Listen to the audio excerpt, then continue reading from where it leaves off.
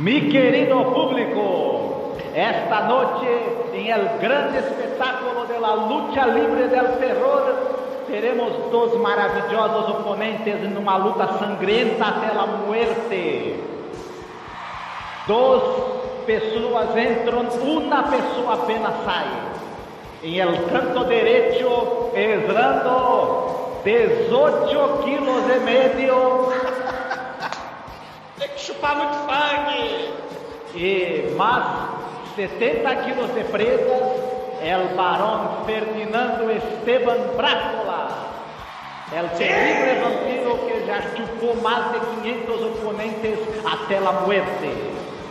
Moram todos! Vou fazer churros dos meus inimigos! Vou fazer que nem cucurucucu paloma, vai sair tudo voando pra fora do ringue! Vou transformar nebiolos em guacamole! El canalha! Cuidado, tenham muito medo do meu tamanho de minhas presas, são muito grandes e compridas! Sim! E agora, em el canto esquerdo, la terrible, la destruidora, Conchita Guadalupe Esperanza, Pandemonium Blanco de Navidad. Pesando, não pode esquecer o peso, 27 quilos, mais 70 quilos de cabello e 100 quilos de garras afiadas. La terrible luchadora ha rasgado la cara de más de 250 componentes con sus garras afiadas. Ha estrangulado más de 300 oponentes con sus cabellos terribles. Sí, hijos de puta de la puta. Destruir todos los maricones. Pendejos. Sí, guiribolas. Huevos. Como é meu avó. Mas fui a destruir todos os huevos. Aguarde-me, avante! Conchita, maledita! Conchita, vou te colocar no barril do Chaves do 8. Tu vai chorar que nem a Chiquinha! Barão, miserável! Cala-te! Ai, vamos lá, gente. Muito bom.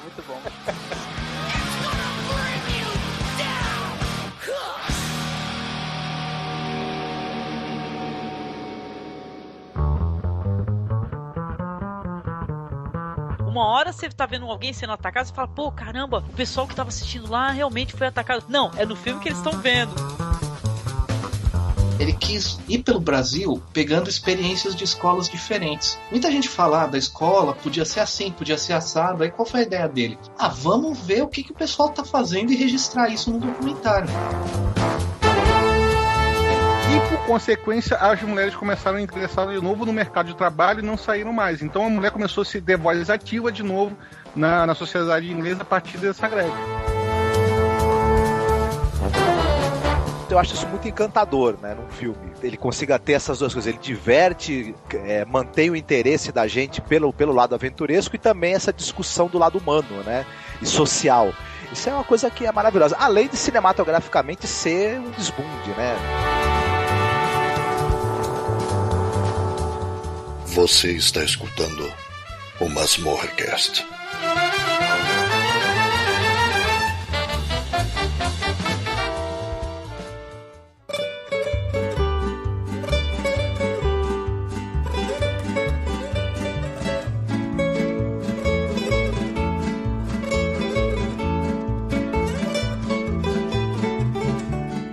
Olá, ouvinte! Finalmente!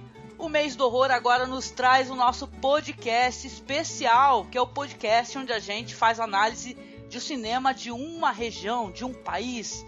E hoje o nosso podcast falará do México. O que há de melhor de lá, do terror. Vamos fazer algumas recomendações, vai rolar um bom bate-papo sobre. E para isso eu trouxe o meu amigo Douglas. Tudo bem, Douglas? Sim!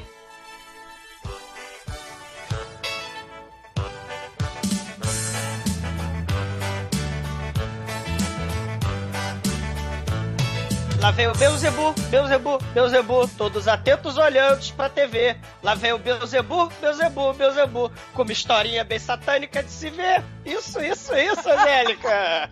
Churros. 666, ninguém aguenta com Chaves 666. Chaves 666, melhor versão, né? Poderia ter, né? Muito bom. Obrigado, querido. Muito bom. E também com o meu parceiro aqui, o nosso colaborador, o Marcos Noriega. Tudo bem, Marcos? Sim, tudo certo. Eu uso sombreiro pra fugir do sol, claro, me proteger, e pra esconder os pentagramas e pentáculos que eu tenho tatuado na cabeça. Oh, meu Deus. Há pouco? Oh, andale. Muito bom, gente. Então, olha só, é claro que pra gente fazer um podcast falando do cinema de um país e tal, é uma coisa bem complicada. Mas a gente sempre pega aqui no nosso início uma introdução, onde a gente faz recomendações, fala de cineastas, fala do cinema da própria região. A gente pode até trazer, inclusive, conteúdo político, né, e tal, que sempre vai ter esse negócio, né, Douglas?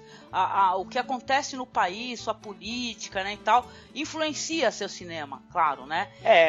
E olha só, gente, eu tava dando uma olhada, claro, maravilhoso, por exemplo, Buñuel, né, também filmou lá no México, né, e tal, Jodorowsky, né, é uma festa de gente boa, né? Esse país, sim, né? O primeiro filme de terror, né? O bacana do México é que, poxa vida, né? Você tem a cultura indígena, asteca, né? A questão do catolicismo, o cristianismo, a questão do conservadorismo lá no México, né? A questão dos mariachis, mucha lucha, né? O lucha livre, o circo, assim, a riqueza do folclore, das lendas, da cultura mexicana possibilita o cinema fantástico, o cinema sobrenatural, o cinema de horror florescer, assim, de forma impressionante, né? O primeiro filme de terror era o La Llorona, né? Que baseado numa lenda, né? Lá no México. O filme é um dos primeiros filmes com som, né? Do México, né? E aí você tem essa questão aí da moça que afoga os filhos e depois ela se mata, né? Se afoga no rio também, aí vira o fantasma. Então muitas histórias, né, mexicanas de terror tem a ver com fantasma, né? Como por exemplo a Chorona, aí, La Llorona, né?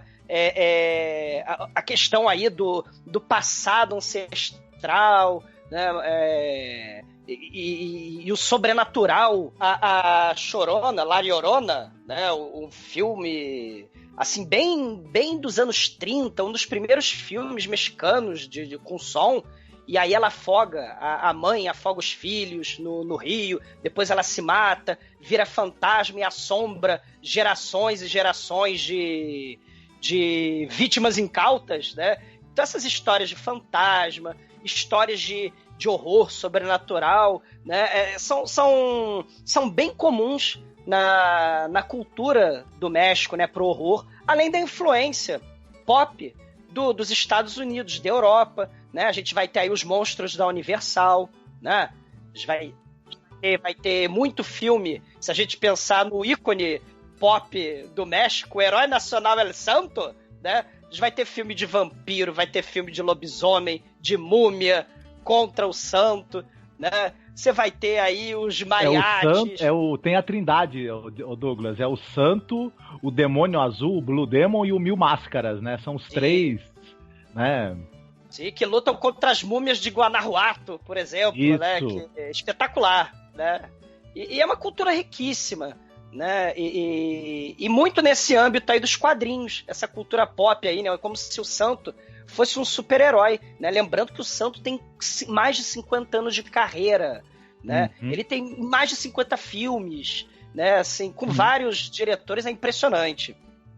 E essa coisa da luta livre foi importante para a difusão do cinema de terror, porque é o seguinte, o México desde muito cedo ele tem filmes de terror sendo produzidos, só que esses filmes tinham dificuldade em encontrar um público, a bilheteria não era muito boa, E por isso que você tem até um certo período poucos filmes de terror sendo produzidos. O público gostava mais de dramalhões, de filmes românticos e tudo mais. E o cinema de terror, apesar do cinema de terror mexicano desde o início ser bem feito, de boa qualidade, e ele tinha dificuldade em encontrar um público. Aí, como a luta livre era muito popular, teve essa ideia de fazer filmes com os heróis ali da luta livre, e o pessoal que era do cinema de terror teve a ideia de introduzir elementos de terror nas histórias aventurescas dos filmes com esses heróis da luta livre, para poder ver se ganhava público. E isso deu muito certo. O público começou a gostar de histórias de terror, e ao longo do tempo os filmes de terror mexicano foram ganhando mais aceitação do público, da crítica, e foram virando mesmo um negócio assim muito mais elaborado, mais interessante, até você chegar no ápice, que é um cara tipo Taboada, né? Exato, e a influência da Europa também, né? Lembrando, se a gente falar aí desses super-heróis, né? O Fantomas, por exemplo, né? Lá na Europa você vai ter muita influência da Hammer, né, dos estúdios da Hammer, né? Então, assim, essa questão do castelo mal assombrado, ou então as bruxas fazendo pacto com o diabo, né? Essa questão dos rituais pagãos. Então, muita coisa bacana, né? E o México vai acompanhar também, né? Vai acompanhar a cultura pop, né? O Douglas falou da questão da cultura pop, né? E é legal, eu tava dando uma olhada, muita coisa eu não consegui assistir, a gente tava até conversando em off aqui, o quão difícil tá sendo conseguir arrumar esses filmes, sabe? Os torrents estão bem mortos e tal, tá bem complicado.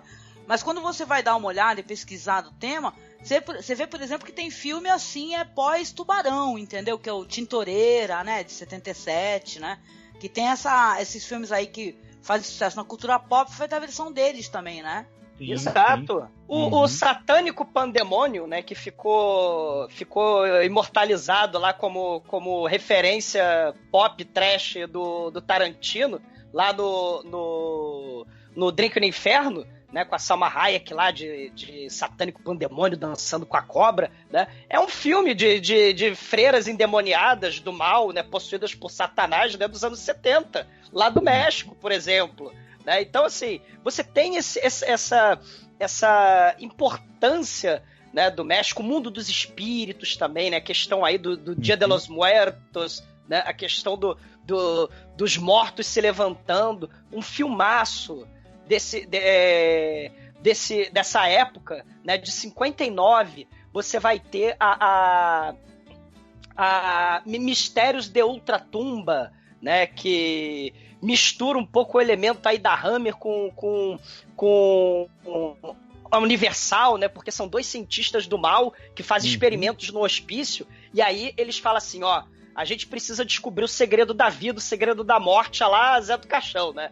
Então, quem morrer primeiro, volta dos mortos pra poder contar o que tinha lá. E, claro, não vai dar certo, né? Porque eles fazem experiências macabras e tal. Então, assim, o México também tá aí. O pessoal fica falando, né, muito... Não, Europa, Estados Unidos como líderes de um cinema expressivo, né, e tal, mas... Você vai ter o México, o próprio Brasil, né, participando também, né? A Ásia, etc, né? Mas o México tá aí também. Não, e a gente teve até uma espécie de revival, né? Vamos colocar assim, do cinema, né? Onde teve a ascensão de nomes assim, que hoje já são grandes nomes, né? Tipo o Guilherme Del Toro, né? Que fez o Cronos em 92, né? E tal. Filmes legais, assim, que também trouxeram maior evidência, né? Pro cinema mexicano nessa fase, nessa época, né? E claro, o Jodorowsky, né? A influência do Moctezuma, né? Inclusive no trabalho do Jodorowsky, né? No Santa Sangre, que a gente vai mencionar mais pra frente. Então o cinema mexicano é um cinema muito interessante, sabe? Muita coisa que eu tava vendo aqui eu não consegui ter acesso. Mas, pô, muita gente fala do Somos o que Somos, por exemplo, né? Que é um filme que o pessoal fala que é incrível, né? Que é, tipo, poderia ser uma continuação do Massacre da Serra Elétrica, né? E eu tô muito bolada, que eu queria muito ter assistido.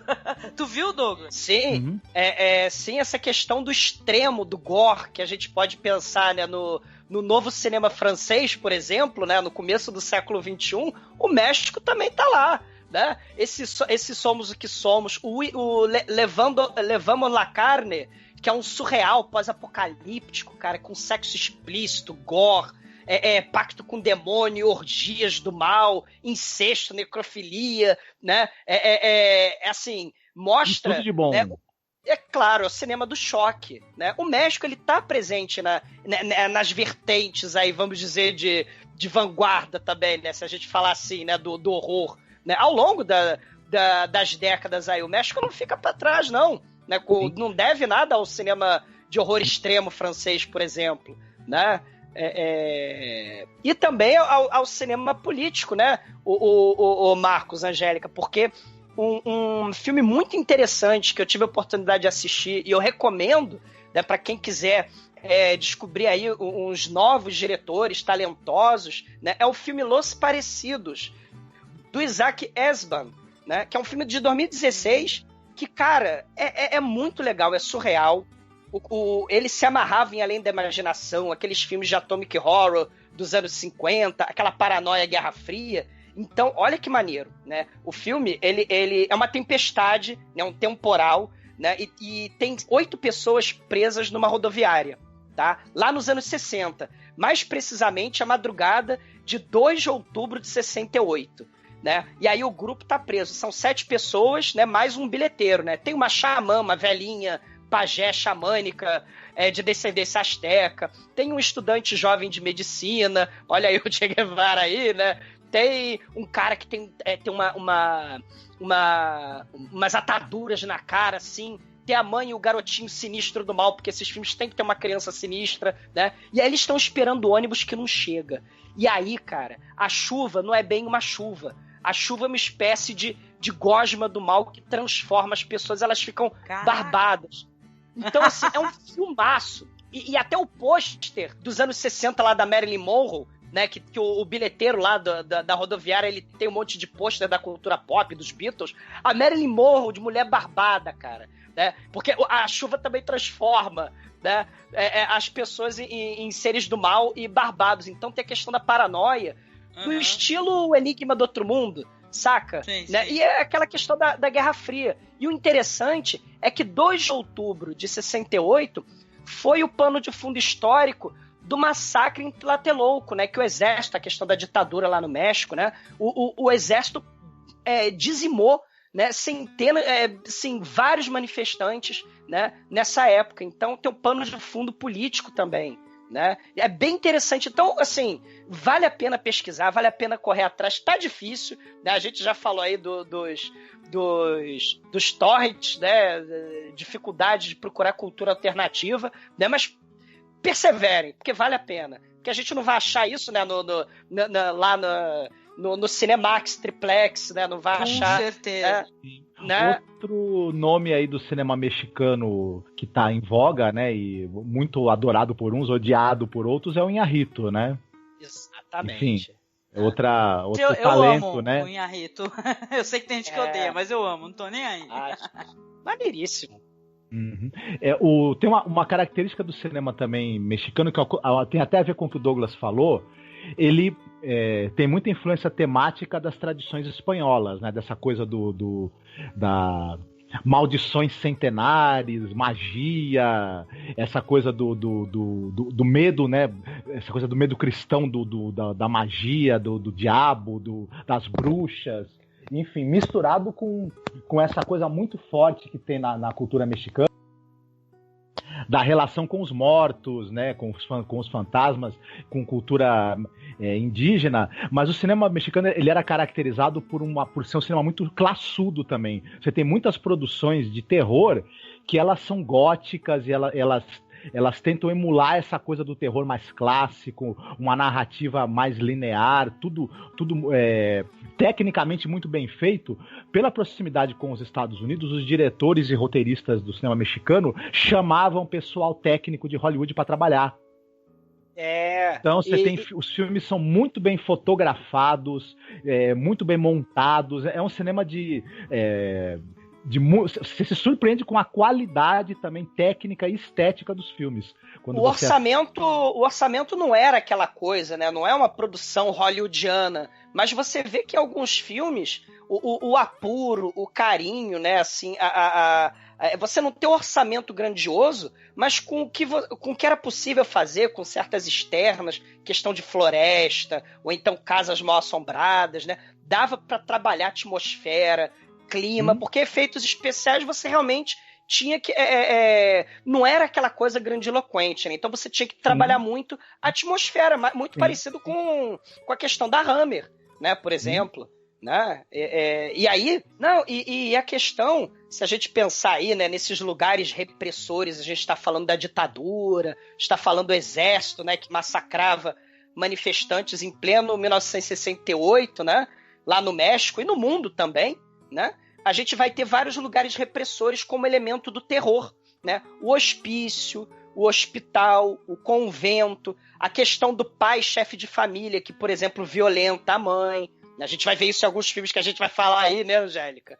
Né? Então, a gente vai ter sempre essa influência, né? A influência do slasher, do exploitation já nos anos 70, né? Muitos filmes vão utilizar daquele mau gosto, do gore, né? De cenas escatológicas, de cenas grotescas, de mau gosto, né? De estupro e etc.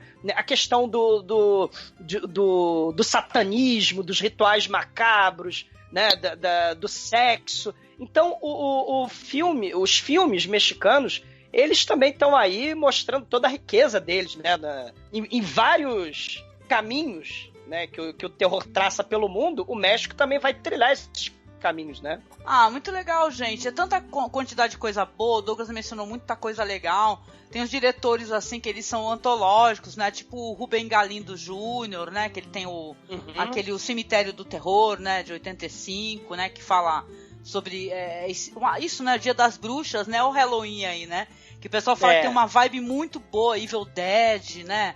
E lembra Romero, Evil Dead e tal. As maquiagens são interessantes, né? Tem uns diretores antológicos mesmo, né? E o próprio cinema, assim, do México, se a gente puder falar um pouquinho só sobre essa questão da Era de Ouro, né? E tal, tem toda essa questão política e tal. Tem a influência da política na produção cinematográfica, né? Tanto que tem a Era de Ouro, depois vai ter uma era mais difícil, mais pra frente, né? E tal, dos clássicos mexicanos. Tu mencionou La Llorona, né? La Llorona. Que tem um monte de refilmagens, né? Chega a ser até interessante, tem até uma mais recente, né? Eu acho que vale a pena também lembrar que, assim, diretores importantes, quando estavam com dificuldades para filmar nos seus países, por exemplo, o Buñuel foi filmar no México, o Trumbo fugiu pro México, né? Isso, Sam Peckinpah, né, fez o Trago na Minha Cabeça do Alfredo Garcia, por exemplo. Então, o Trotsky fugiu pro México também, né? O Trotsky fugiu pro México e levou picaretada na cabeça, né? Desse pra lá. Esse não deu. O Ramon Mercader, ele tinha uma excelente pontaria, né, com aquela picareta dele. Bom.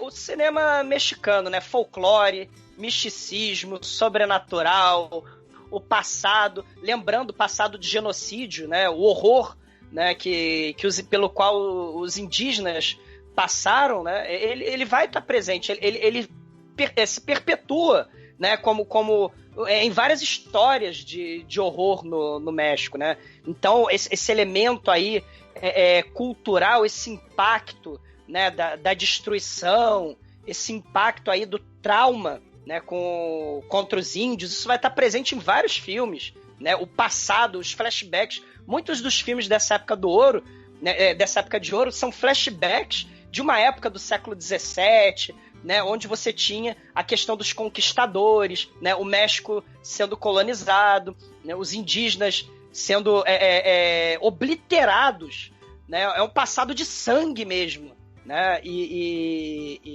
isso, né, vai estar refletido aí, né, a gente vai ter muito nessa época mais conservadora do México, a aristocracia como heroína e protagonista dos filmes, né? A nobreza, né? Então tem essa questão aí da diferença de classes, né? Em vários filmes do Jodorowsky, por exemplo, a gente vai ver essa questão, né, no México, principalmente, a cidade dos miseráveis e a cidade da elite, né? Assim, tem vários elementos, assim, é muito rico pra gente, né, trabalhar. E eu mal posso esperar pra gente começar a falar as nossas recomendações. Então vamos em frente, né?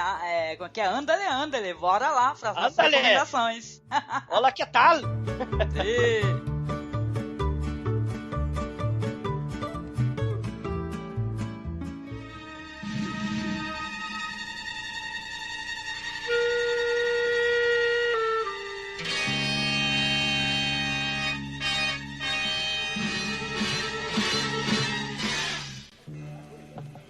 Pidamos a Dios perdón por las veces que no hemos querido ver lo que es Jesucristo. Amén. Señor fiscal, doy fe que el sujeto ha muerto. Descanse en paz. Señores, vámonos. Bora lá, gente. Então, vamos fazer assim? Vamos fazer o nosso rodízio.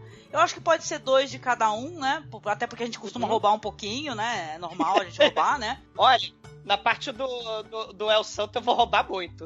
Pode roubar, rouba à vontade, fica à vontade.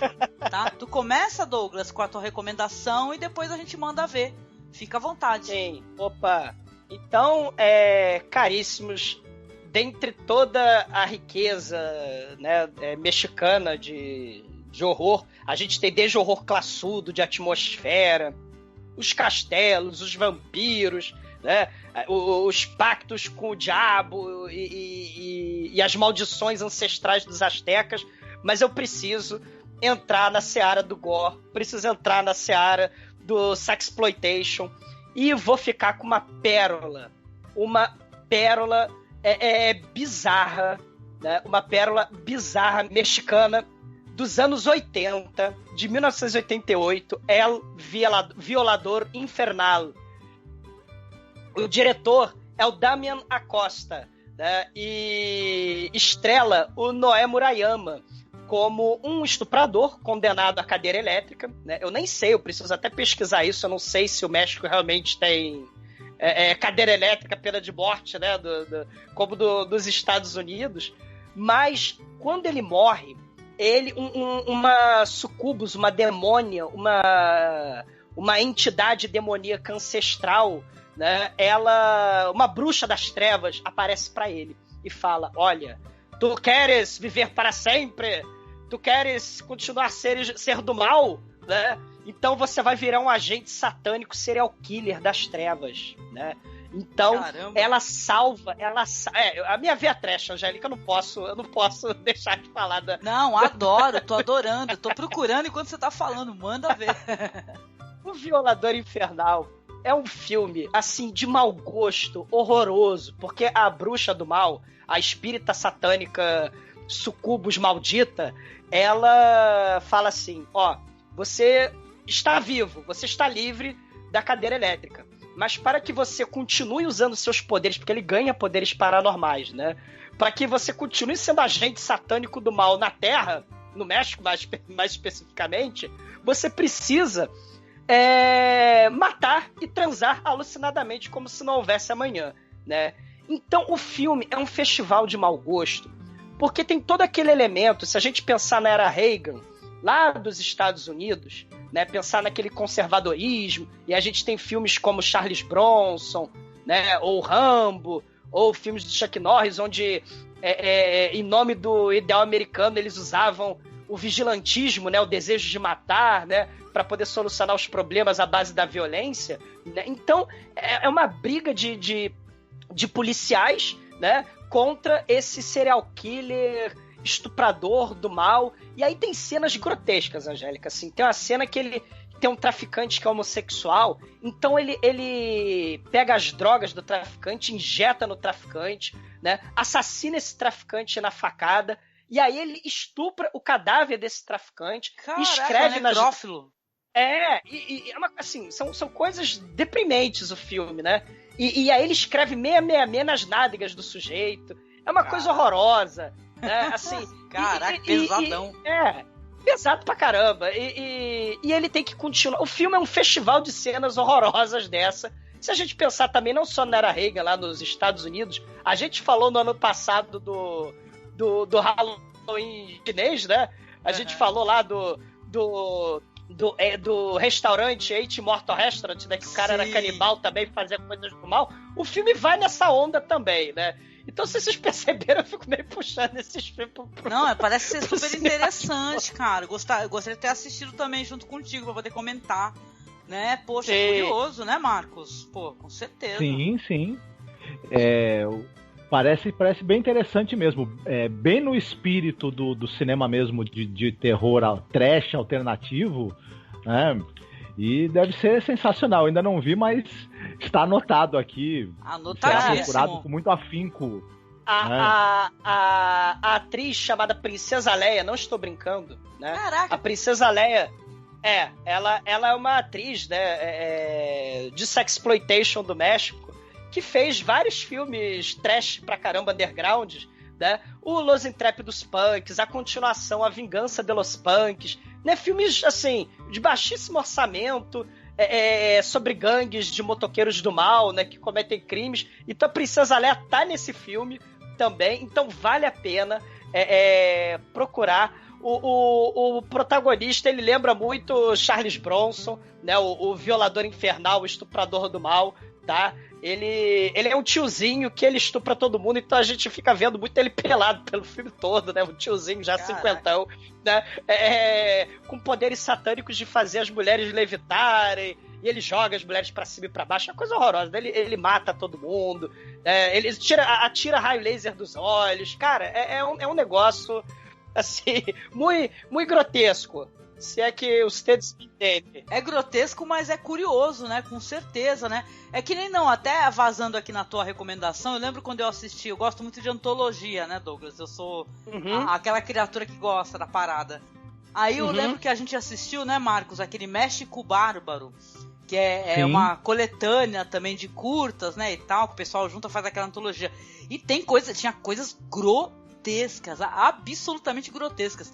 Eu lembro que tem um momento ali onde uma espécie de entidade anã, sei lá, se é um troll, ele estupra também uma mina, e aparece um pênis estranhíssimo da criatura. Eu falei, caralho, mano, what the fuck, né? Eu lembro na época quando eu assisti com o Marcos, e é mó legal, assim, porque tem uma questão do grotesco também, faz parte do horror, do fantástico e tal. Você vê situações que você não queria estar ali presente, né? Assistir filme de gênero, terror, é isso também, né? Faz parte. Exatamente, faz parte e entra nessa lógica aí do cinema mais extremo, né? Do cinema mais violento, em vários sentidos da palavra violento, né? O grotesco, o estupro, o assassinato, o cara serial killer, né? A violência contra certos tabus da sociedade, né? Necrofilia, e por aí vai, né? Violência contra a mulher, e por aí vai. Tem vários tabus que esses filmes, apesar da polêmica toda, né? E da violência, e do excesso de violência, do mau gosto, eles tocam na ferida, né, da sociedade, né? Mostrando esse tipo de comportamento bizarro, de comportamento de serial killer, horroroso, né? É interessante por isso, e é horrível também, né? Nesse sentido, né? Sim, com certeza. Muito bom, tá aqui nas minhas anotações de filmes a assistir já. Com certeza, meu querido. Very nice, muito bom. Tô falando very nice agora que nem o Demetrius, né? Acho que eu peguei esse vício com ele. Só que ele só fala very nice quando tem mulher bonita, né? Ele fala very nice, né? Very nice. Mas eu falo meu very nice é um very nice de muito bom mesmo, muito bom. Isso. Genial, muito mano. bem. Muito bem. Sim, sim.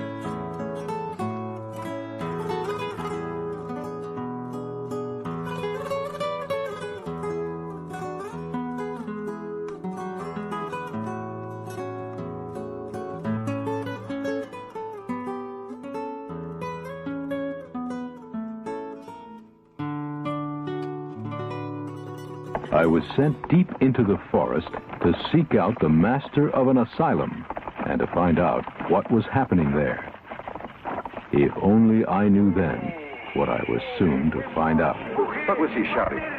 The names of the devil. to the Elf Council. Vamos lá, então, muito bom, Marcos. E você, querido, quer recomendar então alguma coisa pra gente aqui? Para o nosso Halloween Made in Mexico? Sim, não, a recomendação que eu queria fazer é um filme esse filme está disponível no YouTube, por exemplo, para quem quiser também conferir, que é o La Mansión de la Loucura, do Juan López Moctezuma, né?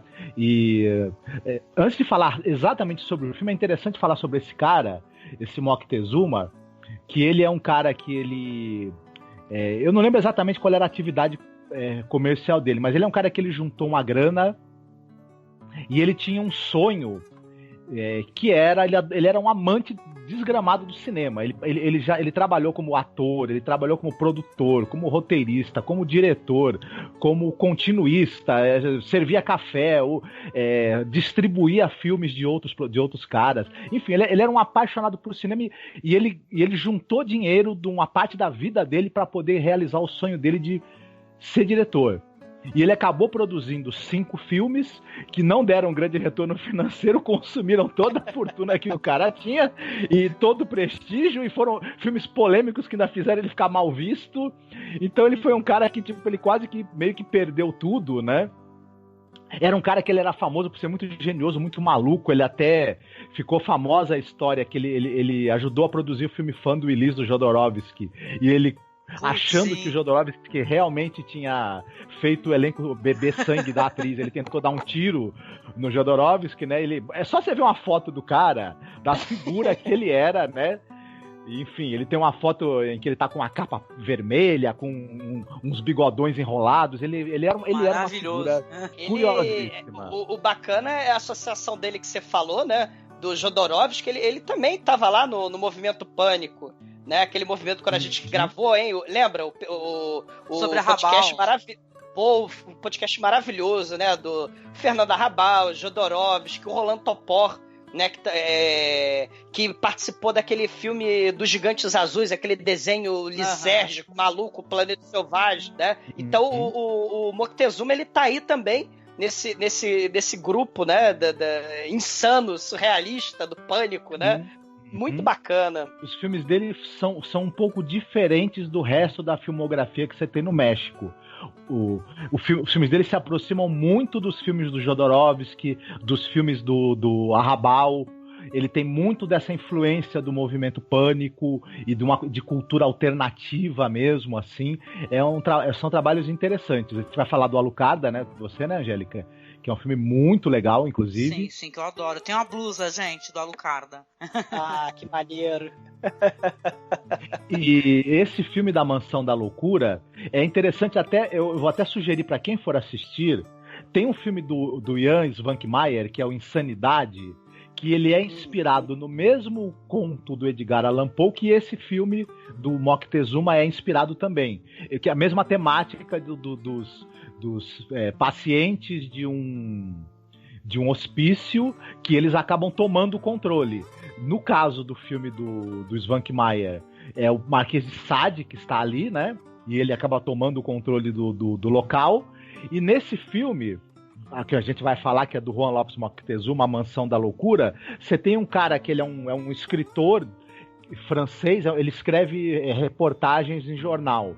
E ele vai fazer uma reportagem sobre um local onde se tratam pessoas com doenças mentais, e o doutor que cuida do local, ele tá com uma técnica nova, que ele chama que é o método da benignidade, que parece que é um método revolucionário. Então ele vai até lá para saber que método é esse. Logo que ele chega, antes dele conseguir adentrar os portões, eles já são atacados por um pessoal. Tem um bosque antes da entrada do sanatório. Eles já são atacados por um pessoal que está solto ali no bosque, usando umas roupas do século XIX, enfim. Já começam a perceber que alguma coisa ali não está muito certa, né? Tem algo meio estranho, né? Aliás, se não me engano, o filme se passa... eu não lembro agora se o filme se passa no século XIX, mas eu acho que não. Ele é um pouco mais pra frente, início do século XX. Mas o pessoal tá usando umas roupas retrô. O pessoal que ataca esse periodista e o amigo dele. Quando ele consegue entrar no sanatório, o cara fala pra ele lá, o diretor do sanatório, que é uma figura muito estranha, muito curiosa, e que ele fala que o método dele, ele permite que os pacientes, eles mergulhem na sua loucura e eles são livres para fazer tudo que passa pela cabeça deles, para experimentar todos os excessos que eles quiserem, de sexo, de violência. Eles adoram fazer peças teatrais, representações dos cenários malucos que tem na cabeça deles. Eles gostam de fazer danças estranhas, às vezes sensuais, às vezes surreais, às vezes escatológicas. Então, à medida que você vai passeando pelo local, ele vai mostrando as diversas salas onde cada grupo de pessoas está entregue à sua loucura. Ao mesmo tempo, a gente vai percebendo que esse local ele é uma espécie de metáfora para a loucura que tem dentro da cabeça desse diretor e de como ele imagina que deveria ser o mundo. Ele criou uma espécie de microcosmo totalmente maluco, com a lógica muito própria, ou com ausência de lógica e com ausência de valores, de limites. É uma coisa quase telêmica. Sim, e que se a gente for pensar, lembra um pouco, até visualmente também, a maneira como uma coisa é feita, lembra muito o cinema do Jodorowsky, o cinema do Arrabal. É um filme interessantíssimo, muito, muito curioso mesmo. Tem esses elementos da insanidade, né? A questão aí, ciência, será que a ciência realmente pode estudar tem as respostas, né, para a cura dos males da sociedade, né? Então é um caos generalizado, né? Lembra também um pouco aquele filme do Herzog com os anões, né? Os anões que começaram pequenos também, né? Que é uma loucura também. Os anões promovem o caos no hospício de anõezinhos também, lá do filme do Herzog, né? O Ilusionista, do Yossi Stelling, também é um filme que eu acho que lembra um pouco, né? O Ilusionista, o Mistérios da Ultratumba, né, que a gente estava falando também, né, ele tem esse elemento de pessoas insanas serem submetidas a experimentos macabros também, né? Então, assim, é a ciência brincando, né, com a cabeça das pessoas, né? Os cientistas malucos podendo... se achando megalomaníacos no direito de transformar, de usar as pessoas, né, como se fossem cobaias. E tem um filme, né, eu de novo puxando aí o lado trash, né, você vai ter o filme do René Cardona, que eu vou falar um pouquinho dele mais pra frente, né, e que ele pega La Bestia Maldita, né, onde os cientistas do mal substituem o coração de um cara que tá morrendo de leucemia pelo coração de um gorila. E aí ele vira um monstro do mal que sai também destruindo, promovendo caos, né? É um experimento meio Frankenstein que não deu certo, né? Curioso. Então... Sim.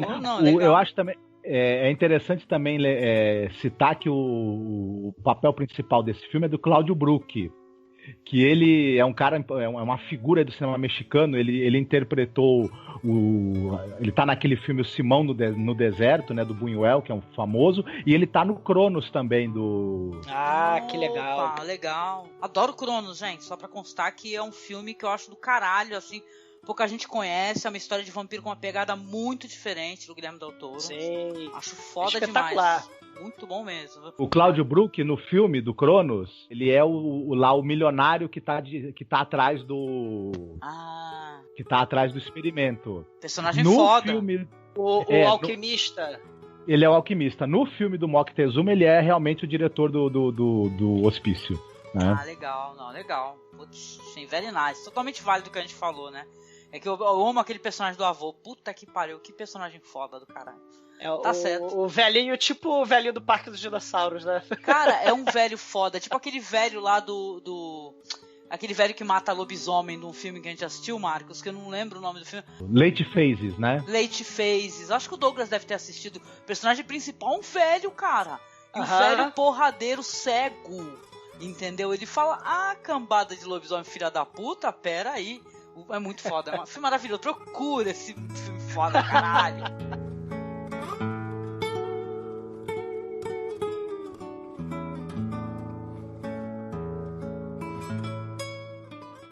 En el principio, Dios creó el cielo y la tierra, el agua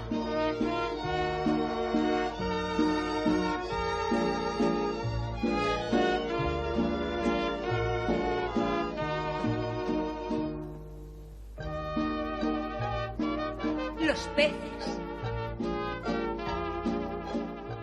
Muito bom, gente. Então vou aproveitar meu momento aqui de fala, fazer a recomendação, me rasgar de amor, cara. Eu sou totalmente fã do Alejandro Jodorowsky. Pra quem conhece a história dele, ele é um cara totalmente foda, um artista multimídia, diretor, roteirista de quadrinhos, um cara que tem uma influência fundamental assim na história do cinema pop. Mesmo muita gente não acreditando, né, Douglas, o Jodorowsky nisso, é muito triste, né? O quanto o pessoal fala muito de Blade Runner hoje, mas não tem noção da importância que o Jodorowsky teve nessa, sabe, né, nessa produção do Blade Runner, que não deu certo, que gerou um monte de coisas depois, né? Simples assim, né? Do Duna, né? A construção do cinema, né, de ficção científica, como a gente conhece hoje, se deve a esse gênio, a esse psicomago, tarólogo muito especial, né? As suas ideias insanas possibilitaram, né, claro, o lucro dos grandes estúdios de Hollywood que simplesmente cagaram na cabeça dele, né? Mas da mente brilhante dele, né, saiu o projeto Duna. Quer dizer, ele tentou fazer o projeto Duna e não foi adiante, né? Acharam o projeto muito avançado. Não, é muito. Ele queria uma história muito grande, né? Gigante. Gente, se vocês quiserem mais informações sobre o Jodorowsky, né? Tem um documentário maravilhoso, sabe? Que fala sobre isso, Duna, né? E tal. Ele conta tudo o que aconteceu. Todas as pessoas incríveis que estavam envolvidas, né? Muita gente que se encontrou no projeto dele acabou fazendo outras coisas, sabe? Então, vale muito a pena. Scott. Sim. A Gary Giger, né? Ou Geiger, não sei. E o Moebius, que aí depois virou parceiro dele, né? Em algumas séries de quadrinhos, né? O Jodorowsky é hors concurso, né? Pô, é sensacional o trabalho dele, né? Aliás, dele e do resto do pessoal do Movimento Pânico, porque os filmes do Arrabal também são do caramba, né? São. Não, aquele podcast do Arrabal é um dos melhores de todos os tempos. Né? Adorei aquele podcast. Nossa, eu tenho o maior orgulho dele também, viu, Douglas? Da gente ter feito, sabe? Eu tenho orgulho e me emociono muito quando eu lembro das coisas que a gente já produziu juntos, viu? Mas falando aqui do Jodorowsky, né, cara? Ele tem uma história de vida maravilhosa, magnífica, ele é vivo. Tá? Então acho que ele merece todas as honras sempre, tá? E é claro, dentro da produção do Jodorowsky, eu gosto de muita coisa. E há de se pensar, inclusive, se o filme que eu vou recomendar dá pra categorizar ele como um filme de terror, um filme de horror. Mas como eu acho que ele tem elementos do que o gênero costuma trazer, eu acho que vale muito a pena, né? Esse filme que eu vou recomendar é o Santa Sangre, né? Que é um filme muito foda do caralho. Sim! Olha, vou falar, cara, quando o Cláudio Argento ele propôs ao Jodorowsky que ele fizesse um filme remetendo aos Giallo, né? Ao Gialli, uma trama de assassinato, né? E tal, ele não fazia a mínima ideia da onde ele ia se meter, porque o Jodorowsky criou uma coisa incrível a partir dali, né, e tal, um filme que existencialista, um filme crítico, né, tudo que o Jodorowsky sempre traz no cinema dele, né. Ele vinha do quê? A Montanha Sagrada. Da Montanha Sagrada. E, cara, é um filme que tinha isso, né, a questão que o Douglas até comentou, de produção, de finanças, né, que os caras não tinham, né, e tal, e claro, né, foi necessário esse apoio desses caras italianos aí, né. O irmão do Dario Argento, né, o Cláudio. Exatamente, o Cláudio Argento, né. Esse filme é de 89, cara, pra mim, esse é um filme fundamental, mesmo assim, para quem gosta de cinema, sabe, porque o que ele vai trazer, assim, de surrealidade, sabe, de cenas curiosas, sabe, que você viaja, é um filme muito divertido, além de tudo, assim, um filme que você não sente o tempo passar. Eu gosto muito, muito desse Santa Sangre do Jodorowsky. E nesse filme aí, o Santa Sangre, ele vai contar a história do Fênix, né? Vai inclusive mostrar o Fênix adulto já, né? Que o Fênix, ele é filho de um cara que ele trabalha no circo, ele é um atirador de facas, né? E só que o Fênix, ele já começa já no internado no hospício e tal, e vai ter então esse flashback, né? onde a gente vai retornar ao mundo da infância do Fênix, né? A épocas conturbadas da vida dele lá na cidade do México, onde ele vive com a mãe dele, que é uma trapezista, né? O pai, como eu disse, atirador de facas e dono do circo, né? Isso. Tem essa questão aí do menino que ele é muito influenciado pela mãe, né? Inclusive a mãe é uma personalidade muito curiosa nesse filme, para dizer o mínimo, né? Que ele é ele é uma trapezista fanática religiosa, cara. E a religião é fundamental em filmes, inclusive em filmes mexicanos, né? É muito importante essa questão da religião, né? E a mãe dele, ela cultua uma mártir, que ela teve os 2 braços arrancados após ser estuprada. Ó que negócio mais hediondo, né, e tal, né? É um elemento, essa religiosidade, se a gente comparar, fizer analogia com a Virgem de Guadalupe, né? A religiosidade muito presente, essas procissões. Esse filme Santa Sangre é uma ode ao México, né? A gente tem, né, desde procissões, né, desde os circos, mariachis, né? A gente tem muita coisa aí, né, da cultura do México, os refrigerecos, aqueles refrigerecos que eu esqueci o nome, né, que ele batuca lá nos refrigerecos, o menino, né, eu esqueci o nome desses sucos que no México é tudo colorido, né, de tamarindo, refresco tamarindo. Tamarindo. Chaves, né? Então é uma ode ao amor do Jodorowsky pelo México também, esse filme, né, o Santa Sangre. Eu acho que ele vale sim, Angélica. Você falou que não valia. Pô, o cara é o serial killer do mal, o slasher das trevas. Totalmente, cara. Eu acho muito interessante esse filme, cara. Que vai ter essa questão toda aí que o pai dele, ele transa. Aliás, são cenas fantásticas. O pai dele, ele transa com a mulher tatuada do circo, né? Esse filme, ele é, aliás, uma galeria de personagens estranhos e curiosos, assim, quase no nível do Todd Browning, né? Do Freaks, né? Que são todos personagens curiosos, né? Douglas, o anão, né?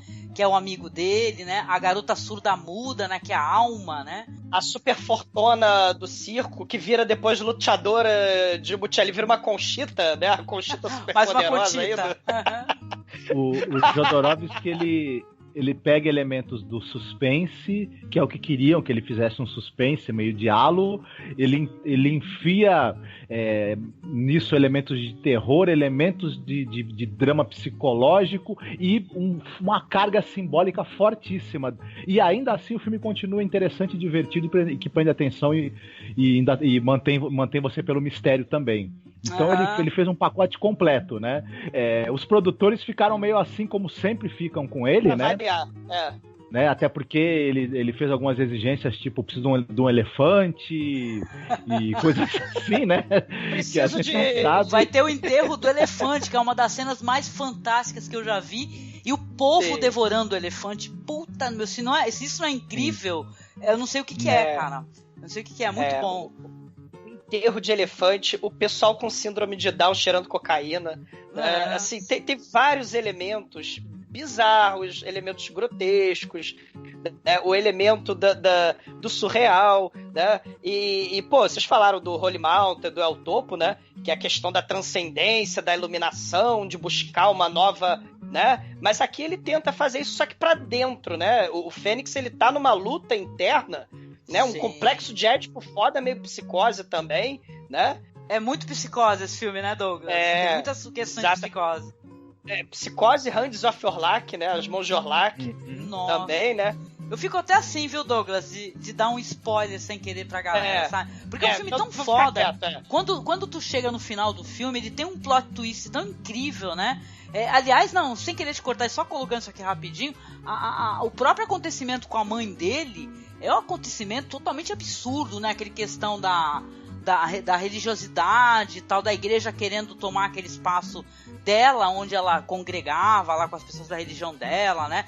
O Jodorowsky tem um olhar sobre a religião muito crítico também, né? Ele tem isso, né, no cinema dele, né? Com certeza, cara. E os mais poderosos sempre querendo se sobrepor, né? Querendo destruir os mais fracos, né? A gente falou aí da pequena igreja, do culto aí, do misticismo, né?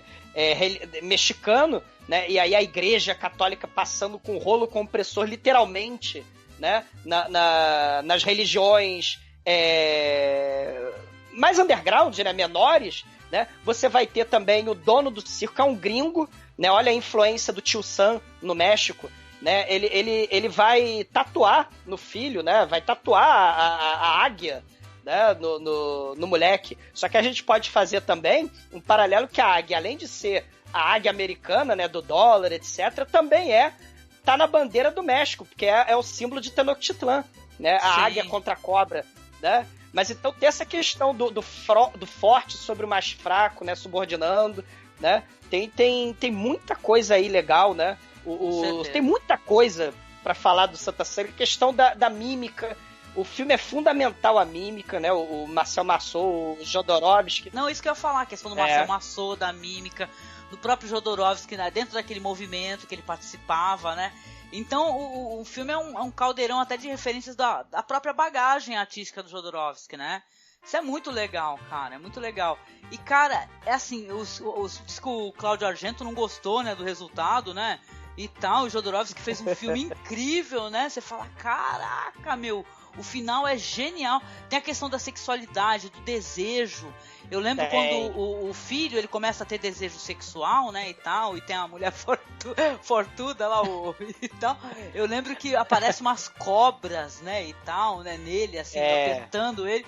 E a gente comentou, né, Marcos, naquele podcast do Jodorowsky lá, que o filho dele, né, aliás, quem tá interpretando, né, esse personagem aí, o Fênix, é o Axel, né? Jodorowsky tem 2 filhos, né? O Axel, e ele, acho que é 2 ou 3, não lembro agora se eu tô falando bobagem, gente, mas o Axel, ele foi mordido pelas cobras, né, Marcos? A gente até comentou. Sim, exatamente. Ser filho do Jodorowsky é uma aventura, gente, tem essa também, né? O molequinho, o menino mágico, né, aí do começo do filme, é o filho dele também, né? O molequinho, o namoradinho da mudinha, né? Da surda mudinha. Uhum. E tem também a coisa do Alan Parker aí, né? O Bird, né? Aquela questão aí do Fênix, né? Escondido ali no hospício. Olha o hospício aí de novo, né? Ele escondido ali, fingindo que é um pássaro, né? Que nem no Bird, do Alan Parker também. Com certeza, né? Tem Fellini aí, Enterro de Elefante, né, cara? É um troço genial. Tem Psicose, tem Freaks. Cara, parabéns, Angélica. Filmaço. É um filme lindo, cara. Ele é até para além, assim, de questão de gênero, sabe? Ele tem uma importância fundamental enquanto obra mesmo cinematográfica. Jodorowsky, ele merece todo o nosso respeito, cara. Então vá procurar. Talvez até você queira ler um quadrinho dele, já leu e não tá nem sabendo, né? Exato. Ó, o Alien, o Oitavo Passageiro, né? Quem gosta de Alien, Oitavo Passageiro, Blade Runner, Duna, e que mais, né? Os lightsabers do Guerra das Estrelas, e por aí vai. Incal, né? E por aí vai. Incal, incrível. Tava aqui ouvindo vocês e relembrando o quanto esse filme é sensacional. A única coisa que eu tenho a acrescentar é que quem não viu ainda, veja pra ontem. Quem é fã de suspense, quem é fã de terror, quem é fã de um bom filme que, como vocês mesmos falaram, ele na verdade ele é um monte de coisas num pacote só, né? Ele é um monte de influências cinematográficas, literárias, culturais, místicas. Então é um filme que ele tem muitas camadas, muitas possíveis leituras. É uma experiência, vale muito a pena mesmo. Sim. Talvez um dos pontos altos da filmografia do México até, né? A mãe, falou tudo. A mãe dominadora, né? E ele, olha aí também a Universal aí, né? Ele tendo aqueles pesadelos lá com o Homem Invisível, né? No filme, né? Olha a Universal que a gente falou também aí no começo, né? Sim. Então, tem várias, cara, Fellini, né? O Psicose, né? Tudo aí. Tudo aí, gente. Assista. Se sair uma versão em Blu-ray lindona, assista. Mas se não saiu, também assista, sabe? Ele vale muito a pena. Muito a pena. É isso.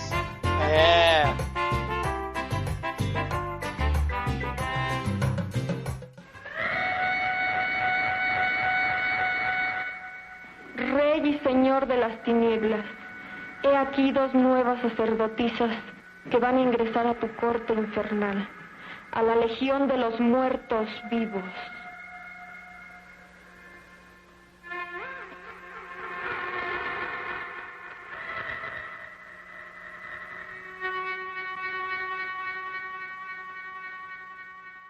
Agora voltamos pra ti de novo, né, Douglas? Agora é tua tora de recomendar novamente, aí fica à vontade, querido. Eu vou recomendar uma pérola, porque a Veia Trash não deixa mentir. Eu preciso recomendar um filme do René Cardona. Aliás, fazendo uma junção aí, o René Cardona Jr., o filho do René Cardona, né? Ele foi produtor aí do Santa Sangre também, né? E então você vê como é que as coisas se interconectam, né? Ele foi um dos produtores aí também do Santa Sangre. Mas o pai do René Cardona Jr., o René Cardona, um diretor espetacular de um monte de filmes trash, de baixo orçamento, de filmes de horror do México. E claro, ele fez uma penca de filmes do herói nacional do México, do herói da Lucha Libre, o herói das multidões, El Santo, El Mascarado de Plata, que é espetacular. Sim, que eu precisava falar dele, porque é muito bom, né? O El Santo, ele é visto como um herói nacional, ele é uma figura folclórica, e ele começou, claro, né, lá nos anos 30, mas nos anos 40, nos anos 50, ele virou sucesso nacional, e dentro daquela lógica dos filmes lá da Europa, aqueles filmes de Eurospy, onde você tinha também lá o Danger Diabolique, Fantomas, Super Argo e por aí vai, o Santo precisava também participar, né? E ele é quase um super-herói nos filmes dele. E ele luta, né, seguindo bem a teoria dos quadrinhos, ele luta com múmias astecas do mal, luta contra vampiras, sucubos, sugadoras de sangue e de alma, luta contra mulheres lobo, mulheres vampiro, né? Mas ele luta, cara, um dos filmes que eu preciso recomendar, né, é um dos raríssimos filmes, né, que inclusive o filho do René Cardona tava meio contra, né, lançar o filme, mas poxa, por que não, né? Um dos raríssimos filmes onde aparece mulher pelada no filme do Santo. Porque ele, como sendo o herói das crianças, não ia pegar bem, aquela coisa da censura no México, aquele período extremamente conservador que a gente falou, né, do México. Mas Santo tem um filme, né, que é O Vampiro e El Sexo, né?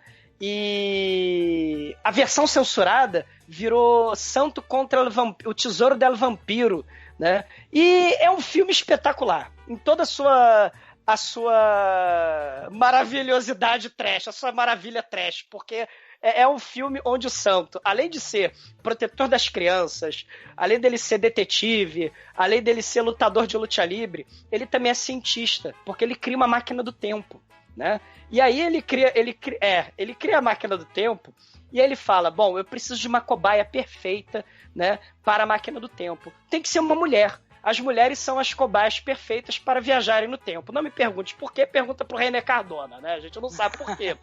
Mas a máquina do tempo que o El Santo criou, né? E até a comunidade científica lá do México sacaneou o Santo, porque afinal de contas, né, a máquina nunca ia funcionar. A máquina é igual àquela máquina do Austin Powers e dos filmes do Austin Powers, né? Uhum. Aquela máquina psicodélica que roda, é igualzinha.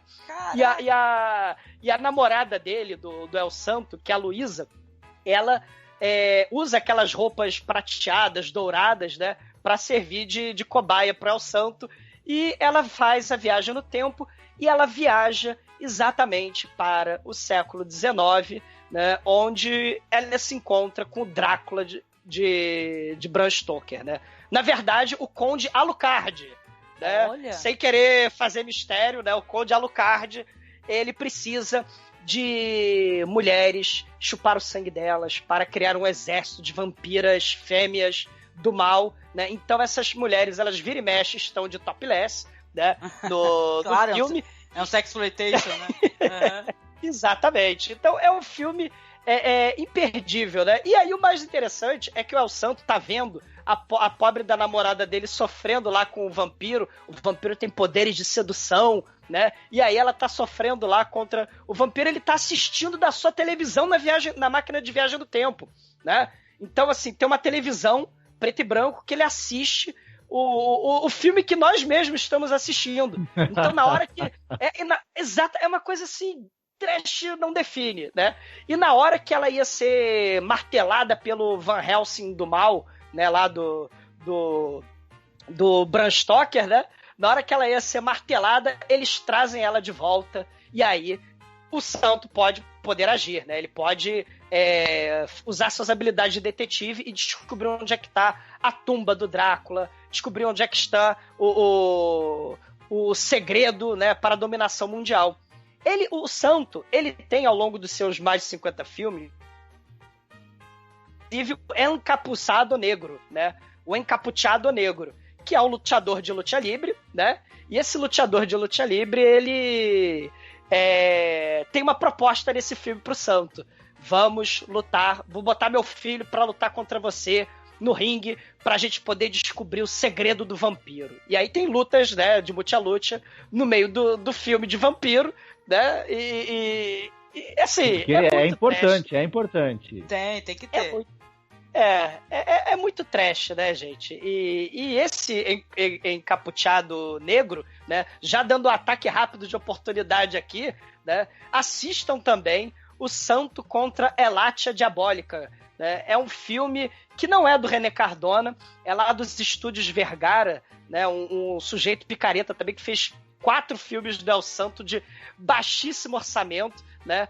Como Las Brujas Atacam, o Barão Drácula, né, e Las Profanadoras das Tumbas, né, e claro, Blue Demon contra o poder satânico, né, mas ele fez El Santo contra a Atia Diabólica, que fala muito dessa história do México, os astecas, a questão da colonização do México, porque o El Santo, na verdade, é um espírito ancestral que luta contra o espírito ancestral do encapuchado negro ao longo das eras, né, então o El Santo atual, ele é descendente, né, dos heróis mexicanos ancestrais, né? A máscara dele, né, que é importante para quem não conhece a cultura mucha libre, né, mucha lucha, né? A máscara, se você no ringue perde a máscara, se o outro lutador tira a sua máscara, você perde a sua carreira, você é humilhado, né?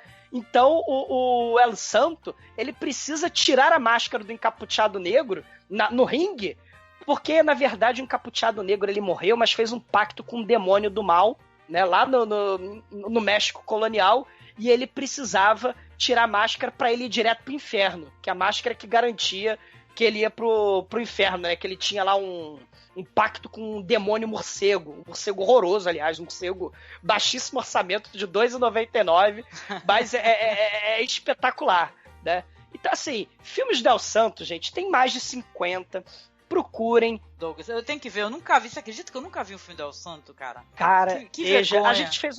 A gente fez um podcast do El Santo contra a invasão das mulheres marcianas, né? Que os marcianos, assim que chegam na Terra, a partir de agora, nós outros só vamos falar em espanhol, né? Porque antes a gente falava em marciano. Né? Então tem a explicação de que ele tá falando em espanhol. Né? Então, assim, cara, os filmes do El Santo são espetaculares. Esse Acha Diabólica, né? Onde a capa do El Santo e a máscara do El Santo passam de geração em geração, que nem espada do Game of Thrones, né? Uhum. A capa é indestrutível, a máscara tem superpoderes contra demônios, né? Cara, assistam, né? O Santo contra a Atia Diabólica, porque o espírito do mal, ele tem um machado que quer decapitar as pessoas, né? E aí o espírito do mal, na verdade, é uma sombra projetada de um cara segurando um machado, mais trash impossível, né? E, claro, né, vocês precisam assistir o Vampiro e El Sexo, né, a versão não censurada, porque é um dos raríssimos filmes onde o santo aparece no filme com mulher sem roupa, né? Então... Não, vou começar por esse, já tô até sabendo. Mulher desnuda. Sim, né? E, cara, Santo contra os zumbis, Santo e Blue Demon lutando contra as mais variadas criaturas do folclore mexicano, né? Eles não tiram a máscara pra nada, inclusive pra dormir, né? Inclusive pra tomar banho. É um negócio impressionante, porque o lutador de luta livre não pode perder a máscara, né? Tem uma cena, inclusive, que o Blue Demon, ele vai operar o santo, né? O santo tá morrendo, e aí ele bota uma máscara de cirúrgica pra operar o santo na maca de hospital com a máscara do santo, e o Blue Demon com a máscara do Blue Demon Só que por cima da máscara do Blue Demon, uma máscara cirúrgica. Muito bom. Assim, é muito bom. Maravilhoso, maravilhoso. Com certeza eu vou dar uma conferida nessa tua listagem. É muito boa, né, cara? Muito boa. Com certeza. O Marcos chegou a assistir alguma coisa do El Santo, Marcos? Eu não. Não, a gente precisa. Você não sabe se tem que correr atrás. Vamos correr. Tem um cubano, que é o Cérebro del Mal também, né? Que também nessa questão do baixo orçamento, vocês falaram que muita gente dos Estados Unidos ia pro México, muita gente do México ia para os Estados Unidos, ia para Cuba, para poder filmar também a questão da, né, essa própria linguagem de Cuba com o México, né? Essa ligação é bem interessante. Tem o filme do Santo, que é esquisitíssimo, que tem cientista louco também, que é o Cérebro, né, del Mal contra El Santo, também, que é muito bom, né? E assistam também. Cara, eu vou ficar listando aqui, eu vou parar por aqui, senão eu vou ficar listando milhões de filmes. Realmente o El Santo tem uma importância absurda. Eu lembro quando vocês gravaram lá sobre um filme que eu gosto muito, gente. Eu gosto muito do Jack Black e eu gosto muito daquele Nacho Libre, né? E ele é quase uma homenagem, né? A toda essa cultura da luta livre, né? Ao santo, né? E tá, tem um personagem lá que de certa maneira emula isso daí, aparece o cara da máscara dourada, né, e tal, né? Então é muito interessante, sim, com certeza merece ser conhecido e visitado, né, pra quem não conhece. Tem o Jack Black cantando Encarnación, né, que é muito bom. Né? aí já vem a questão freirinha, né, que aí depois eu vou trazer no Alucarda, né, que é a questão convento, o desejo sexual. Oh my God. Muito bom, Deus muito mío. bom. Sim, Encarnación. Opa, não. Me empolguei. Eu vou conferir os filmes do Santo. Eu ainda é um personagem que a gente escuta muito falar, né? E tudo, mas eu ainda acabei não. Eu sei que tem uma produção grande de filmes com esse personagem, até fora do México, inclusive, né? Mas vou conferir, sim. Vou fazer uma maratona. A Turquia, gente, eles pegam tudo, né? Tem Super-Homem turco, Rambo turco, Tubarão turco, Star Trek turco, tem tudo turco. Tem o Tridev Adam, onde o Homem-Aranha é um traficante do mal e o Capitão América turco e o El Santo turco, eles se juntam pra lutar contra o Homem-Aranha turco, cara. Assim, é espetacular também. É muito trash. E copyright pra quê? Pra que copyright, gente? Por favor, né? Viva a arte, né? Viva a liberdade da arte. Muito bom, Douglas. Genial. Aí.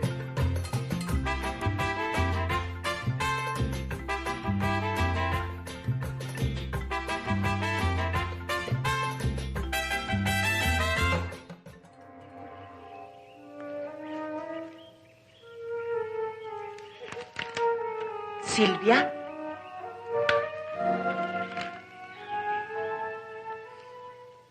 ¿Quién eres? Julia, tu nueva institutriz. Lamento no serte simpática, pero de todos modos me quedaré. Alguien tiene que cuidar de ti. Hugo me cuida. Y no necesito de nadie. Tal vez, pero tendrás que demostrármelo. Mientras tanto, vamos a casa. Tenemos mucho de qué hablar. Então vamos lá pra gente conseguir ir pros finalmente aqui. E você, Marcos, sua recomendação agora? Fica à vontade, manda ver. É a última, né? Fechando, tua recomendação. Sim, é de um filme chamado El Libro de Piedra, que ele é roteirizado, dirigido e etc. por um cara que é importante pro cinema do México de terror, que é o Carlos Henrique Taboada, que ele é um cara que, interessante, ele começou como roteirista, ele fez roteiros aí para cinema, não necessariamente do gênero do terror, né, e ele também era um cara que, o México sempre teve uma TV, assim, muito popular, enfim, e se produziam dramas, teledramaturgia, e o Taboada fez muito roteiro para televisão, de séries e tudo. Ele era um roteirista muito habilidoso, mas ele era um cara que ele tinha muita vontade de também trabalhar e atuar no cinema, né?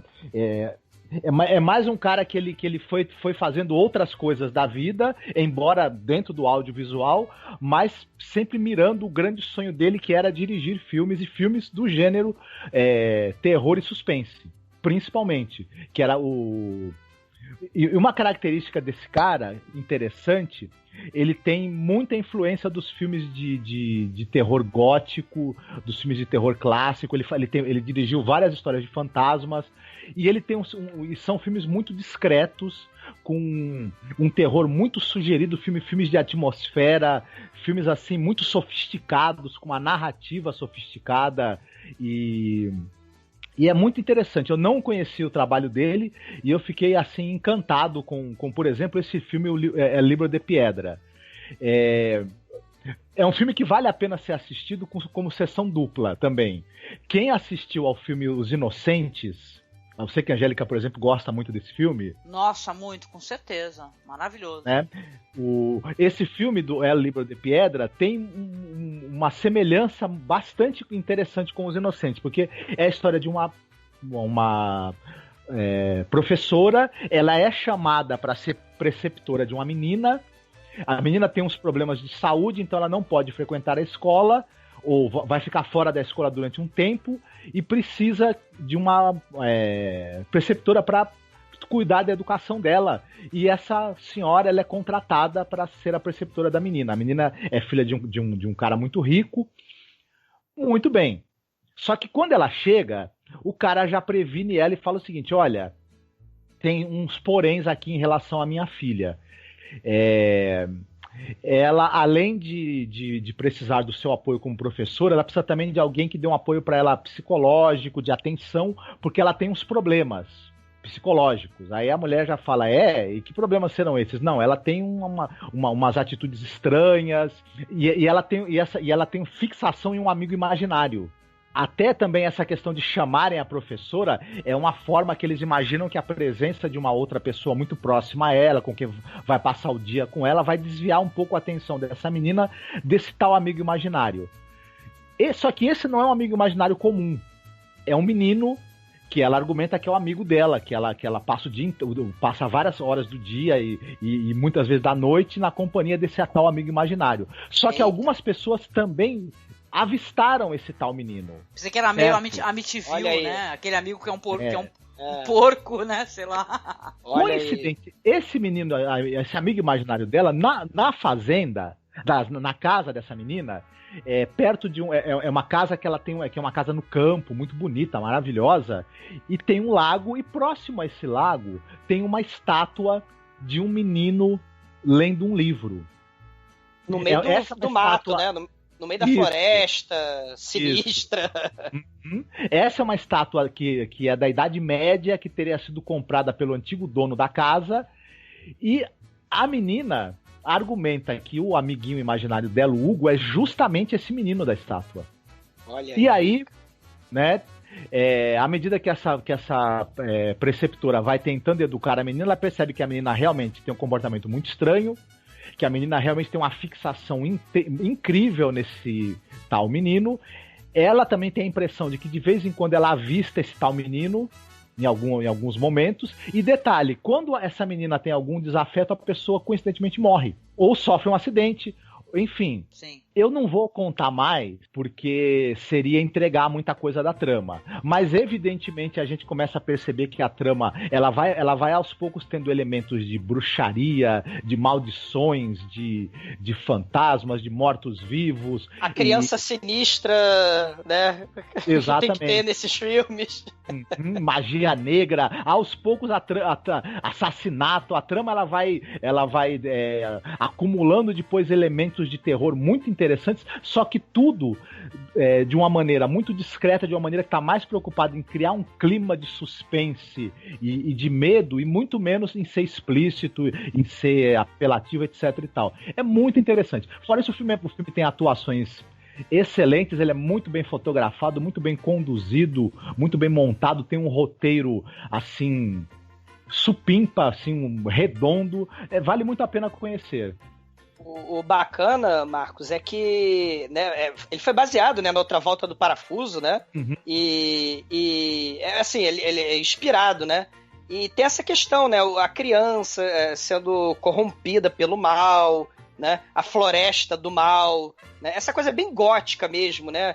a inocência sendo destruída, sendo corrompida, né? O Carlos Henrique Taboada, ele vai fazer um climão de terror, assim, de suspense, né? Justamente por causa da...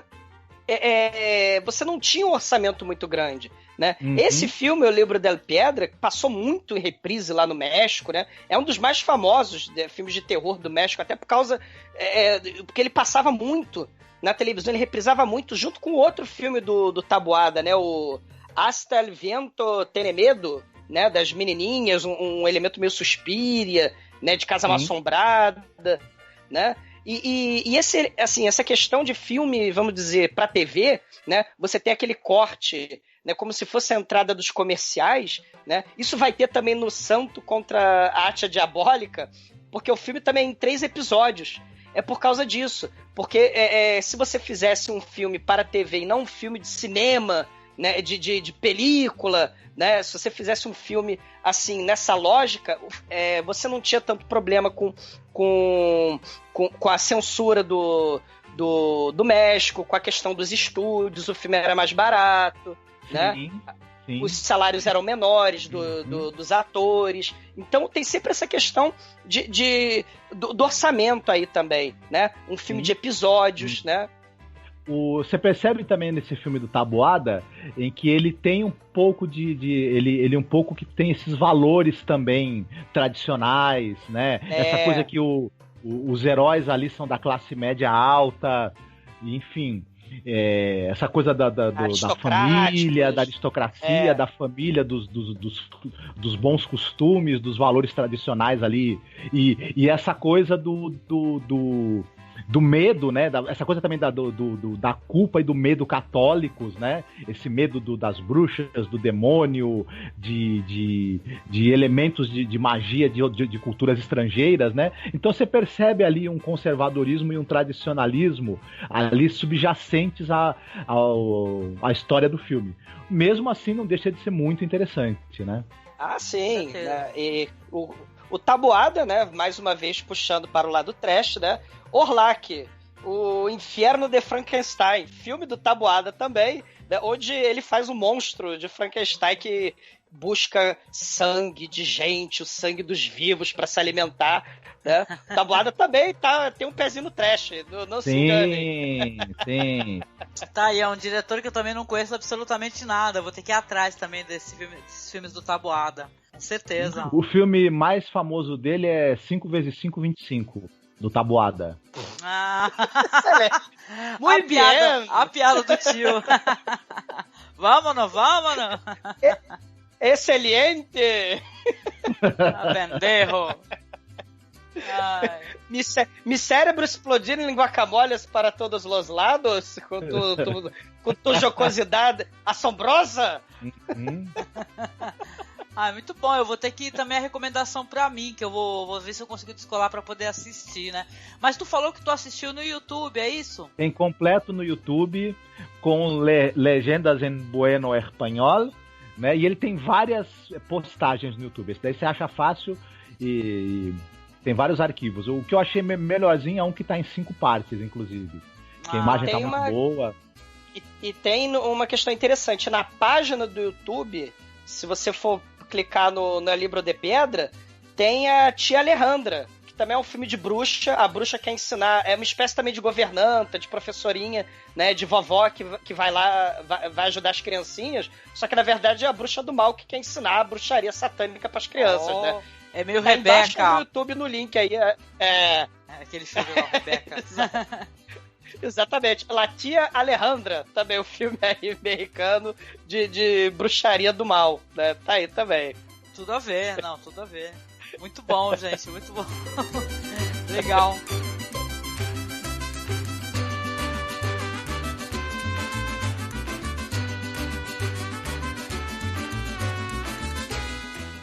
Todavía no puedo creerlo.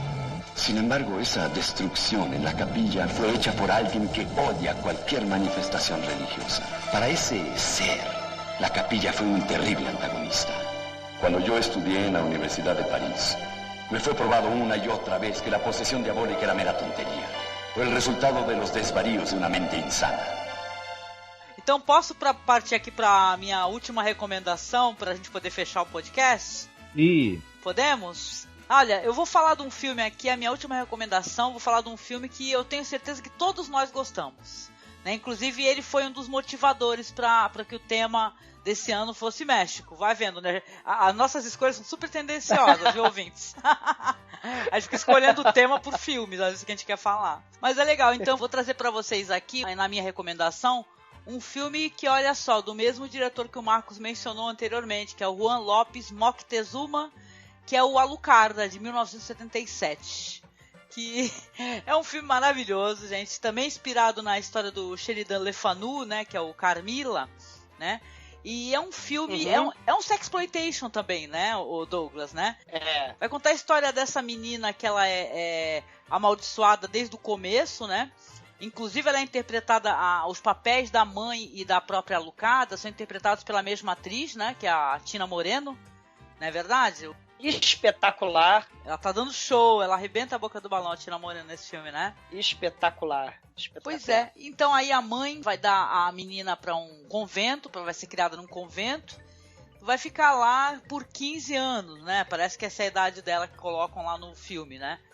E ela, então, nesse convento lá, no meio de muita paz, amor, só que não, né, e tal, né, sabe como é que é? Inclusive as freiras do filme, o pessoal acha que elas são meio retratadas que nem múmia, assim, então é uma coisa meio curiosa, inclusive, né, a questão de figurinos e tal. Aliás, eu acho Alucarda, gente, um filme lindo, sabe? Um filme, fotografia linda, iluminação linda, cenas lindas, né? Todas icônicas. Aquele né? convento, a quantidade de cruzes ali, né?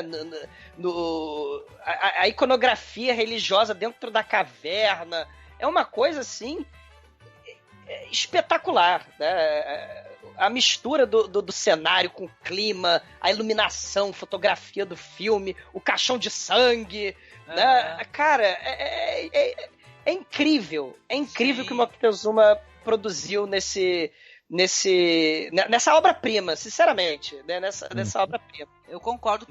O pessoal até compara a essas imagens tal do convento e tal com quadros do Bruegel, né? Por exemplo, de tão bonito que é, né? Pra vocês verem, né, e tal, né? São belas imagens mesmo, né? E então, aí a menina está lá, ela vai chegar uma outra menina no convento, né? Que ela vai fazer muita amizade, né? Com essa menina aí. Vai rolar uma espécie de paixão, né? É um filme que ele tem esse erotismo, né, e tal. Essa questão é lésbica, inclusive, né? E a Alucarda acaba criando, inclusive, uma fixação, né? Por essa jovem, né, e tal, né? Que vai ter uma questão aí que elas vão conhecer uns ciganos, não é isso, né? Os gitanos, né? Isso. E tal, né? Isso. E é depois disso daí que o bicho começa a pegar, né? Eu acho que... aliás, eu acho que o filme ele faz uma leitura, assim, curiosa, né? Como se fosse essa questão própria da culpa, religião e tal, sexualidade, sabe?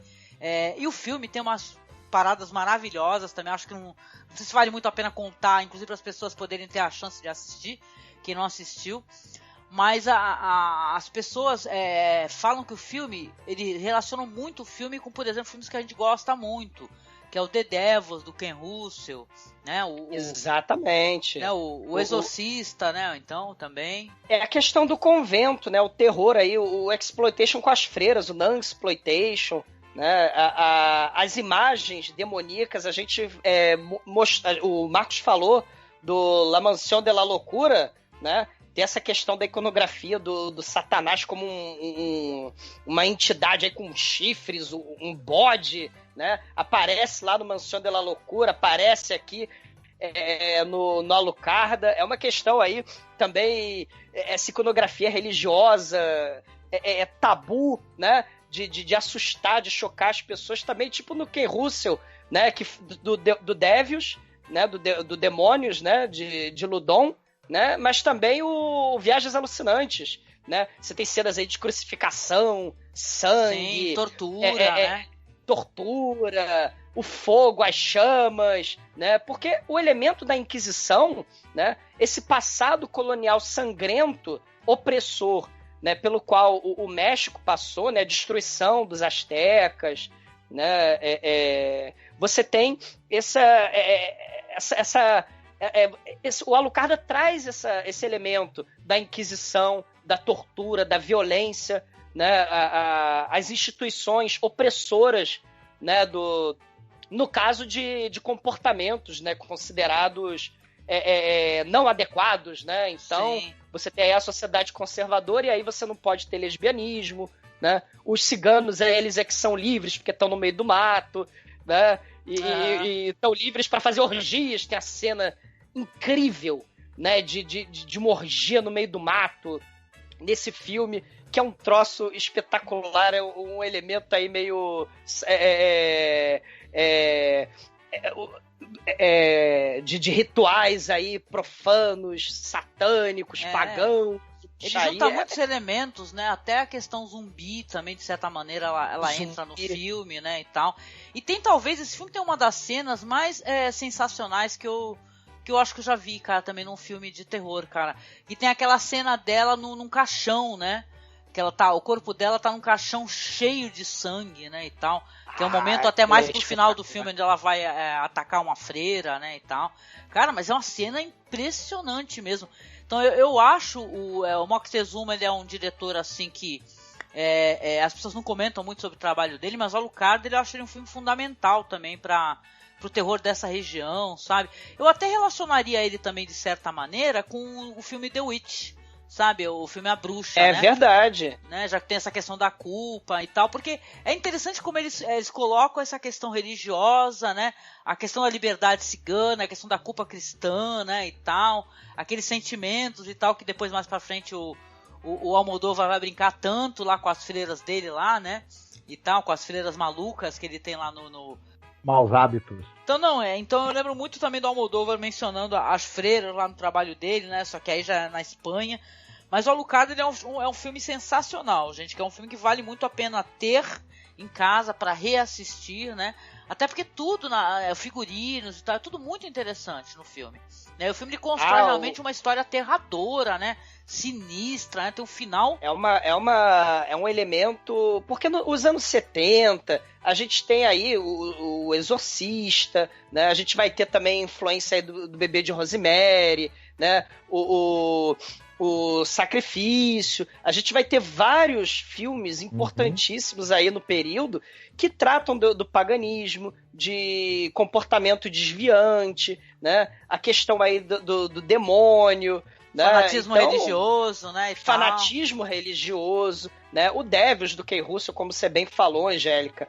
Esse cigano, que é uma espécie de criatura pan, né? Ele é olha o pânico aí, olha o movimento pânico aí, né? A gente tem aí a criatura pan, né? Que é o Claudio Brook, né? Ele também vai estar no Cronos do Guilherme Del Toro também, né? Que a gente falou também do Cronos. Assim, é um filme imperdível, aquela parede de Jesus Cristo, assim, pela caverna, né? Como se fossem morcegos mesmo, né? É espetacular. Tem cenas espetaculares, é um filme obrigatório. Assistam. Eu enxergo alguma coisa de Kenneth Anger também. Kenneth Anger. Nossa, e a gente tem um podcast do Kenneth Anger, só que eu não tive tempo de editar ainda, né? Mas a gente tem, só pra constar. Espetacular. Alucarda, o Moctezuma, são tesouros mesmo pro cinema, né? Imperdível.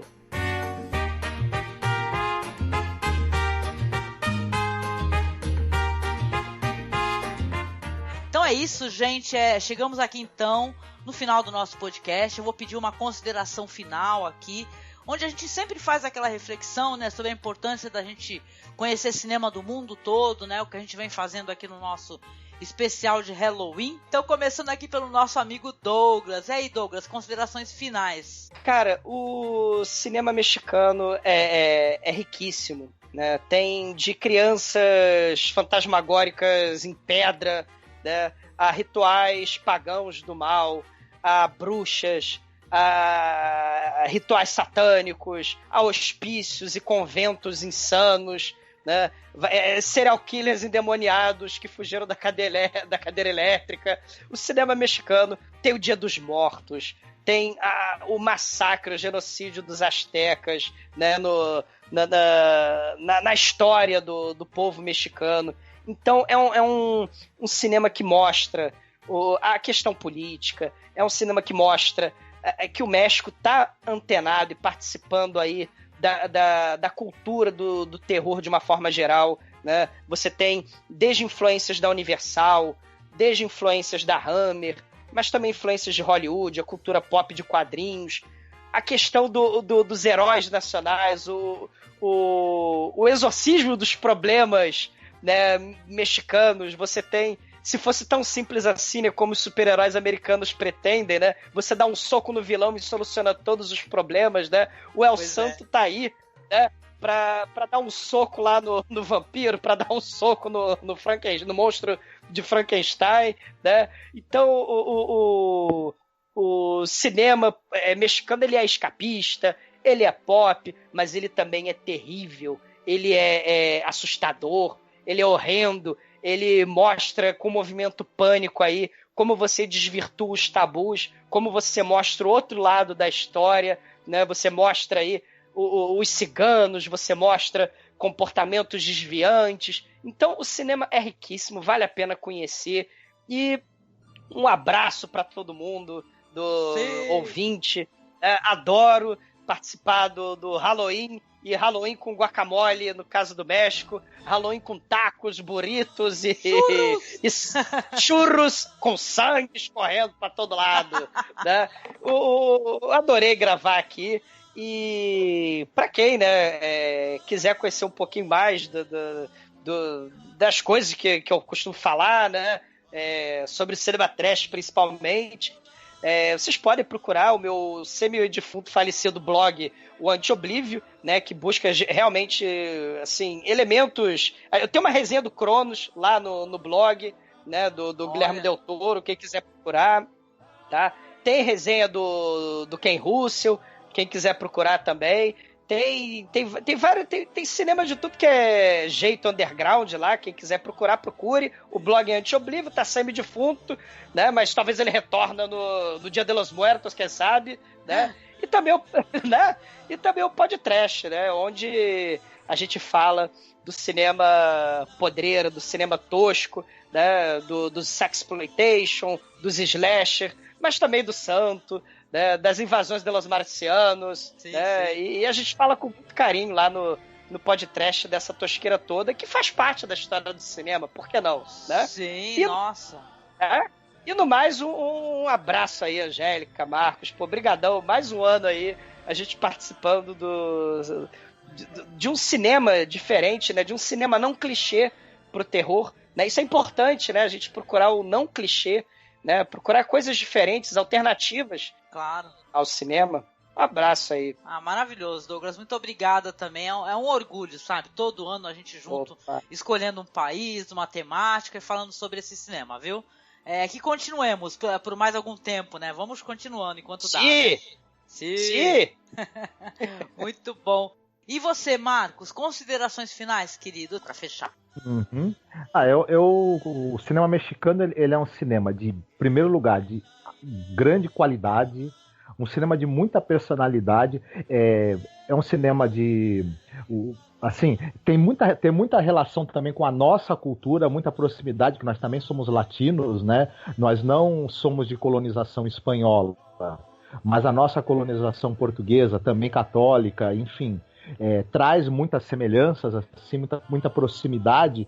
Então, até enquanto retrato de uma cultura, nós vamos achar muitas semelhanças e muitos espelhos com a nossa cultura aqui. Então, eu acho que, principalmente pra gente que é brasileiro, é muito interessante conhecer esse cinema, viu? De um povo assim... não é próximo da gente geograficamente, mas culturalmente tem uma proximidade, uma relação. Também temos essa questão de sermos colonizados culturalmente pelos Estados Unidos, então a gente percebe também, até no nosso cinema, como a influência americana também é forte no nosso cinema, foi forte no cinema mexicano também. Então tem muita coisa pra gente descobrir e se ver também ali, né? Nesse cinema produzido no México, esse cinema tão bacana, tão interessante, não só o de terror também, os dramas, o cinema político. Ah, sim. E o cinema que tem uma coisa interessante que me chamou a atenção, onde o elemento do roteiro é muito forte. É uma escola de roteiro muito interessante. Então, também, por esse aspecto, também é um cinema muito interessante e curioso da gente assistir. E a gente vê hoje aí também esses talentos aí que migraram do México para o cinema americano e mundial, como eles, principalmente no início de carreira, eles davam muita importância a esse fundamento do roteiro, né? É muito legal. Ah, legal. Muito bom, Marcos. Concordo muito contigo. E olha, chegando ao final aqui, cara, eu concordo com todas as considerações aqui dos nossos amigos que gravaram conosco, né, e tal. E convido, cara, vá assistir mais filmes mexicanos, cara. É claro, tem cineastas novos aí, esses caras que já trabalharam no México, Guillermo del Toro, né, que a gente comentou. Mas tem tanta gente boa aí que tá apenas aguardando para ser conhecida por vocês. Então não deixe de procurar, gente. Tem blogs especializados, tem muita gente que trabalha informando especificamente sobre esse cinema, sabe? Eu achei isso muito legal, viu, Douglas? Quando você vai procurar cinema argentino, tem vários blogs especializados, gente resenhando, comentando o que tá saindo, né? Então, às vezes as coisas elas não são buscadas, né, procuradas, apenas porque não estão sendo faladas. E, na verdade, não apenas esse cinema continua sendo produzido com qualidade, tanto cinema de gênero aí que a gente falou, como outra espécie de cinema, dramas e tal. Então procurem, gente, não deixem de pesquisar e procurar. Claro, nós estamos todos aqui disponíveis também para que vocês perguntem, se quiserem ajuda para tentar assistir alguma coisa. A gente teve muitos problemas para localizar alguns clássicos desse cinema aí, tá bem difícil, mas a gente tá procurando em fóruns e tal, e estamos sempre fazendo aí a divulgação. Como a gente faz todo ano, né, gente? Com certeza. Sim. O cinema underground, né? O cinema de obscuro, o cinema de debaixo de la terra, né? O underground é assim que é em espanhol, né? É fundamental, a força criativa tá aí. A gente sempre bate nessa tecla porque é desse tipo de cinema diferente, que saem as pérolas mais maravilhosas, né, que merecem e precisam ser descobertas, né? Então pesquisem, procurem, né? É isso aí. Com certeza. Agradecendo a você, ouvinte, mais uma vez, né? Mais um ano. Olha só, a gente chegou no final da nossa maratona do mês do horror, cara. Se você olhar pra trás... Ai! Caraca, tem um monte de podcast, tem vários. A gente fez especiais sobre Peter Cushing, Barbara Steele, Vincent Price, Ingrid Pitt. Falamos sobre a Ghost Story, a Sentinela dos Malditos, antologias junto lá com o Pensador Louco. Falamos sobre Necronomicon. A gente gravou vários podcasts aqui. A gente fez um mês realmente recheando, né? Para que o pessoal possa ter muito mais material, para que possa curtir mais da nossa opinião referente ao gênero, né? Esse ano eu fui um pouco mais ambiciosa do que eu sou normalmente, né? Mas valeu muito a pena chegar aqui no final, aqui no nosso especial, onde a gente fecha com chave de ouro, né? Falando de filmes tão excelentes, importantes, né? Interessantes para vocês conhecerem. E olha, você sabe, né? Você quer conhecer um pouco mais do nosso trabalho também, você quer visitar o nosso blog, não deixe de visitar o blog, viu? Isso é importante, a gente está sempre publicando. Nosso blog está lá no endereço masmorracine.wordpress.com. Nossa página do Facebook, tá? Nós também publicamos muita coisinha legal lá. É facebook.com/cinemasmorra. Nosso Twitter é @masmorra_cast. E estamos, claro, sempre disponíveis no nosso e-mail, tá? Então você pode mandar o seu comentário, a sua crítica, a sua sugestão por lá. contato.cinemasmorra@gmail.com. E a padrinha, gente, tá? Para que a gente possa continuar fazendo esse material diferente, tá? Onde muita coisa você vai encontrar somente no nosso blog, tá? Não deixe de nos apadrinhar. Clique no link do padrinho aí e apoie a gente. É isso, gente. Chegando ao final, dá um beijo, dá tchau e... Arriba! Arriba! Caramba, muchachos! Sim, stay muy bien. E... Peraí, é você, Satanás? É você que tá aí atrás, Satanás? Ah, meu Deus, Deus meu! Meu sombrero de ouro!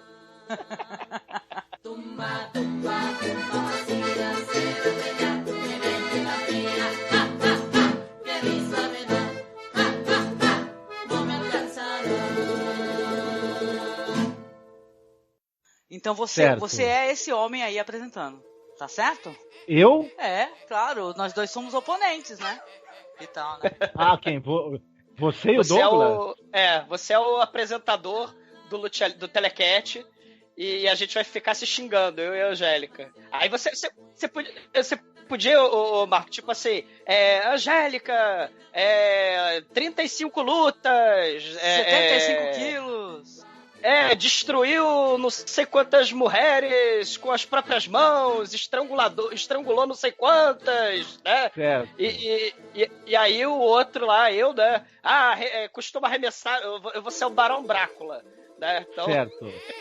Aí costuma chupar o sangue das vítimas, jogou as pessoas pra fora do ringue, Eu quero ver o Marcos conseguir falar isso com sotaque, vai ser engraçado, né, Marcos? Tenta aí, que se ficar ruim, pelo menos o pessoal acha bom, né? Tem isso, né? Sim. Em lo canto derecho, el Barón Drácula. Aê, já chupou mais de 500 personas. Até la muerte. Eu ia falar que eu sou Conchita Guadalupe Esperança Pandemônio Blanco de Navidad. Puta que eu pariu, escreve isso daí. Tá no chat aí.